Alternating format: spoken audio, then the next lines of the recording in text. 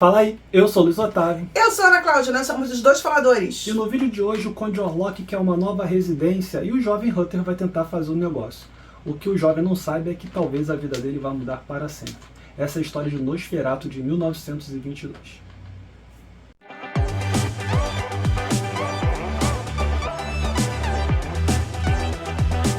Fala, gente linda, já se inscreveu no nosso canal? Se você não se inscreveu, se inscreve agora! Aperta inscreva-se, toca o sininho pintadinho para receber notificações de vídeos novos. Deixa aqui seu comentário, se já assistiu, nunca assistiu, se interessa por esses filmes.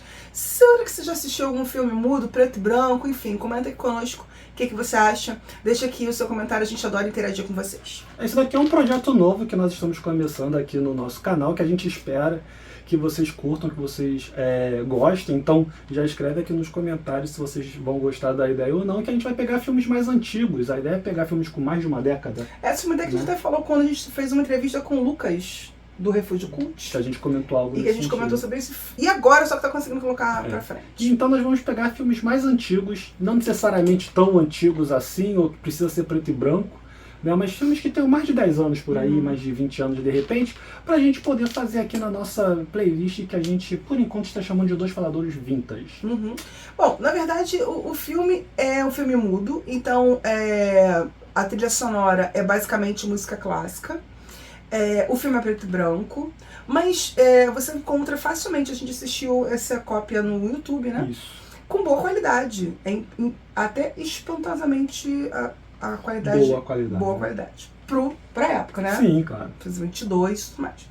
Mas pode ser que algumas pessoas sintam falta de ouvir a voz dos personagens, né? Eles falando, afinal de contas, eles se comunicam conosco através de telas escritas, né?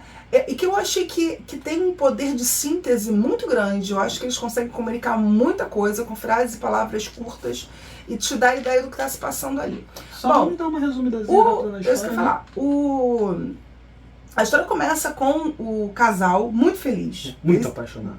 E é muito engraçado que eles são felizes demais! Porque você precisa que tenha toda uma teatralidade para demonstrar, né, as emoções, já que eles não falam, então tudo tem que ser muito expressivo. A maquiagem é muito marcada nos olhos, porque o ator tem que falar com os olhos, já que com a boca ele não pode falar. E isso eles fazem. Então é um casal muito apaixonado, parece recém-casados, né? E o chefe do rapaz fala pra ele, olha, vai fechar um negócio lá na Transilvânia, tem um ricaço lá que quer comprar uma casa. Pelas características do que ele tá procurando, eu acho que a melhor casa é uma casa abandonada em frente à sua. Isso. Essa porcaria dessa casa é uma casa enorme, inclusive, abandonada. Acho que ele vai se interessar e pode ser que seja uma grande chance de você fazer um dinheiro bom aí, cara. Mas já parece que o chefe dele já tá meio hipnotizado, não parece? E ele já começa a vender, ele já tá cara de doido, né? Pois é. E aí ele já começa a falar, olha, você vai ter que ir lá na Terra dos Mortos. Enfim, ele já vende o caso pra ele. Terra dos Mortos é o apelido que é dado, né, pra região, não é no sentido figurado, se você precisa morrer. E que tipo assim, que é perigoso. Ele já passou a ideia pro cara, falou, ó, é perigoso, mas tu vai ganhar uma grana. E ele, com o interesse de agradar sua esposa, viver bem, estarem felizes e prósperos, né? Ele enfrenta a empreitada. Chegando lá, então, logo na cidade, os moradores da cidade já ficam meio preocupados quando ele revela para onde ele está indo. Eles tentam dar até algumas dicas de como ele deve se portar, como ele deve se comportar, até que ele finalmente encontra, então, o cocheiro do Conde Orlok, que na verdade é o próprio Conde Orlok que leva ele até o castelo. Chegando lá, ele começa a achar o Conde Orlok uma figura muito estranha, né, com hábitos estranhos, com gostos estranhos, e ele começa a perceber então que conforme os dias vão passando ele vai ficando mais fraco e misteriosamente duas marcas estranhas apareceram no pescoço dele e ele até acha que são picadas de mosquito, mas ele começa a perceber que tem algo realmente estranho com o Conde Orlok. O Conde Orlok é uma figura realmente assim muito bizarra, muito diferente. Eu acho que mesmo com o bizarro que a gente tem hoje, nada se caracteriza daquela forma. E a gente tem que pensar que o filme é de 1922, né? Então ele é uma figura muito pálida, muito branca, alto, com longos dedos e com unhas grandes, um olhar bizarro, uma aparência monstruosa, mas pra mim funciona às vezes quase como engraçada. Ele fica tão estranho. Eu não acho, não. Que eu acho que chega, pra mim ele fica um pouco Eu engraçado. acho que ele funciona muito bem. Mas ele é um ser assustador. Ele consegue passar muito bem a ideia de estranheza que ele precisa passar. E, mesmo com os 2 dentinhos aqui na frente. E assim, a única coisa que o filme eu acho que atrapalha um pouco é a dificuldade de fazer cenas noturnas. E de mostrar o noturno e o sombrio dentro do filme. Por mais que eles usem isso, eles são mestres nisso. Filmes preto e branco trabalham luz e sombra de uma forma linda. A fotografia é muito bonita. Porém, a grande dificuldade é mostrar o que está à noite. Então, por exemplo, quando até o Conde, quando o Nosferatu tá como Conde e como empregado e vai buscá-lo, parece que é dia, mas com certeza não é dia. Que eles não conseguiram representar a ideia da noite ali, mas como você está falando, é uma questão de época, né? Eu acho que... E aí você tem então o Conde que, sem querer, acaba vendo a foto da esposa do jovem corretor, então resolve comprar a casa para ficar perto dela. Não que ele não tivesse interessado, mas que meio que tipo assim, ele estava querendo negociar melhor. Antecipa logo, ele resolve fechar logo, né? E aí quando ele vem então para Londres, a praga se espalha. Se você está achando a história muito semelhante à história que você já viu de Drácula de Bram Stoker, não é à toa, uma vez que a história do filme Nosferatu foi feita baseada no livro do Bram Stoker. Inclusive a família do Bram Stoker arranjou problema na época. Não autorizou, mandou recolher todos os copiões do filme. Algumas pessoas guardaram, sorte nossa, que a gente pôde assistir, até porque se correu o risco de que todas as cópias fossem queimadas, apesar de algumas pessoas tenham guardado. E eu acho que o filme funciona muito bem. Assim, tem a parte da viagem. Eu acho que também, inclusive, até porque tem uma história de fazer um filme sobre essa viagem, esse né? ano, se não me falha a memória. Porque é longe, né? Então eles vão fazer uma viagem por terra e depois eles vão fazer uma viagem por mar. Durante a passagem do tempo, inclusive, a filmagem que é feita dentro do barco, perfeitamente incrível, tá? Cenas muito legais. O filme é muito bem feito. O filme é incrivelmente bem feito. Assim, se a gente levar em consideração a época que ele tá, e é o que eu tô falando, desculpa te cortar, mas é o que eu tô falando assim, o filme funciona muito bem. Tem uma cena que a esposa tá no quarto e o Nosferatu tá no prédio do outro lado, olhando para ela. A cena é só isso. É ele olhando para ela. E aquela cena dá uma agonia, dá uma sensação de que a qualquer momento vai dar alguma confusão ali.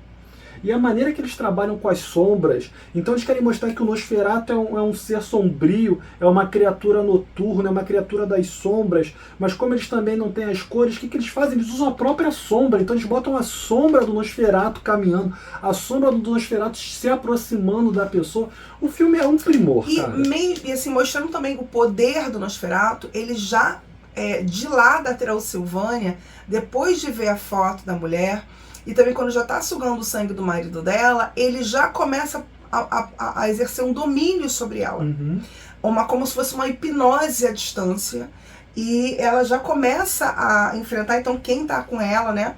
Ela tá na casa de alguns amigos da família, né? Para não ficar sozinha enquanto o marido está viajando, que a viagem seria longa. Ela já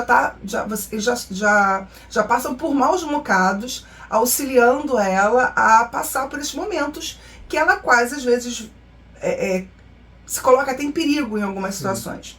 Depois, a viagem, eu acho que é um ponto alto do filme. Eu acho que eu fiquei já curiosa em ver essa sequência que eles querem fazer desse período de viagem. A gente não tem um detalhamento, porque, de novo, é 22, não temos muito efeito especial, não temos o cinema está começando, nascendo, então tem uma série de limitações. Mas eles conseguem passar a ideia muito clara de que está havendo um problema muito grande naquela região. Pessoas morrendo, e aí eles acreditam que isso é uma peste, que pode ter sido trazida pelo novo morador, mas eles não sabem bem, até porque eles acabaram de passar pela peste negra. Não necessariamente pelo novo morador, mas com esse barco que veio, né? Eles não sabem quem é o morador que veio, eles não conseguem descobrir, mas eles estão desconfiados que foi com o barco. E foi aí que você falou, assim, a capacidade de síntese deles não só na escrita, como na visual, mas nas também. cenas você não se perde, cara. Você entende tudo que está acontecendo e assim, não é chato, não é enfadonho. Vou ser bem sincera, quando eu fui assistir Drácula de Bram Stoker eu dormi, esse eu não dormi. E já era tarde, a gente foi assistir. E já era tarde, então assim, eu acho que vale muito a pena. Se você não assistiu ainda, aproveita que tem no YouTube, é só escrever Nosferatu de 1922, que você acha, tem uns 3, 4 canais diferentes, uns 2 com uma qualidade melhor, outros com uma qualidade nem tão boa assim. E você vai ver uma série de referências que os filmes de hoje ainda fazem. Sim. A cena que o Nosferatu tá no caixão e ele levanta assim todo durinho, é um efeito especial que eles fizeram, manual, com certeza, botaram uma madeira pro cara, alguém pôr. Mas essa cena do Drácula, do Nosferatu, levantando assim todo durinho, sabe? É muito clássica dos filmes de terror de vampiro, né?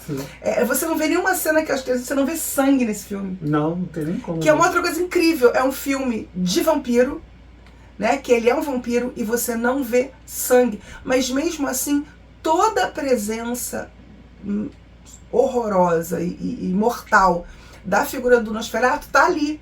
Né? Apesar de você não chegar a ver cadáveres, você não chegar a ver sangue, você não vê ele chupando o sangue de ninguém. Pois é, isso que eu tava pensando aqui. Tem uma cena que meio que dá a entender que ele... Que ele tenta, quase, mas não chega a morder, não. Então, assim, o filme é muito, muito bem feito. Acho que vale a pena você conferir. E além desse filme, que a gente agora não lembra o nome, mas está na lista de filmes que você deve dar uma guardada lá no short que a gente fez no início do ano, desse da viagem, tem um remake do Nosferatu de 1922, que tá para sair esse ano que vem, que é com Bill Skarsgård, o cara que fez o palhaço Pennywise de It, ele vai fazer o Nosferatu. Então, de novo, é o que eu tô falando, acho que vale a pena você dar uma chance para ele. Já tiveram outros remakes, você tem vários filmes de vampiro, e como a Ana falou, vários desses filmes de vampiro que tem hoje em dia se inspiram no que a gente viu na tela. Porque, claro, você pode falar, mas ele está se inspirando no livro do Bram Stoker. Beleza, mas o que ele colocou na tela ali... De como ele... Né, de como reproduzir... Decodificou o escrito para o visual. Tá ali naquele filme. Então, se você não assistiu ainda, não deixa de assistir. É uma baita de uma oportunidade. E a gente espera que você tenha gostado desse novo quadro, desse novo projeto. Escreve aqui se vocês curtiram. A gente vai continuar falando do jeito que a gente fala. Quando tiver alguma informação assim diferente que a gente consiga trazer, a gente vai trazer. Mas a ideia é a gente continuar falando como a gente fala dos filmes de hoje em dia. Né? Então, se você tem alguma sugestão de filme, escreve aqui nos comentários qual filme você gostaria que a gente comentasse. A gente tem uma listinha já. Tem um outro filme que nós já assistimos que a gente vai gravar, então, pra já ficar na fila. E é isso, né? É isso, gente. Então, se você chegou até agora sem se inscrever, se inscreve, comenta aqui com a gente e, claro, toca o sininho pitadinho e clica aqui no joinha, ele é muito importante pra nós. Procura a gente em todas as redes sociais, tudo Dois Faladores, lá no Faixa Pop com a coluna falando nisso. Valeu, até a próxima. Tchau, tchau.